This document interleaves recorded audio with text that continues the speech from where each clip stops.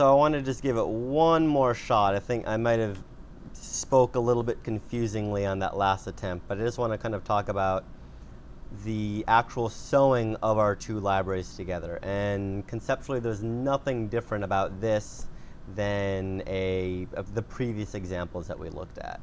It's just, I'm trying to break it down a little bit more and talk about get you thinking about how to use these oligos. So we're starting with our two fragments. We're already here, and we're going to put these together in a pot. We're going to heat them up, and everything's going to melt, and then all we care about are these strands of DNA. So we're going to ignore everything else.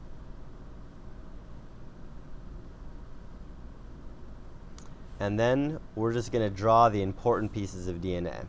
So this guy right here, and this fella right there. And as before, we'll just map on the oligos and those sections. So we have our top piece of DNA, bottom piece of DNA, and again, just to remind everybody, 5, 3, 3, 5. So already you can see that this can extend this way, and this can extend this way. We have ends right here. This is the library that we're making. This is our diversity.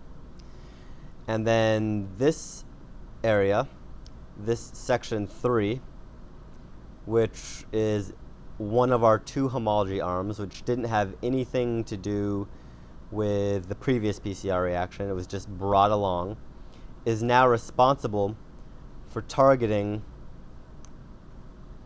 this single-stranded, this upper piece of DNA. It's responsible for targeting it to its overlap, to its annealing. It's going to snap this piece of DNA together. And same with this section 3 over here. So this section 3 is going to bind to our section 1s. So this might sound confusing. You might be saying, oh, well, I thought you said that section 1 didn't have anything to do with it. And it doesn't really have anything to do with it. It's just more of a target, whereas section 3 is actually the thing that is targeting section 1. So section 3 is going to bind to this area somewhere here, and we could have made this for anywhere else, but the way that in this example, section 3 is binding to section 1, and it's just going to start to polymerize in that direction. And the same thing is going to happen here. It's just going to polymerize in that section. So I guess what I'm trying to point out to you is that section 1 was used in order to make these two fragments during reaction 1, but section 3 was used in order to target the two fragments to one another. So it's an interplay between section 3 and 1, and then 1 and 3 in this case.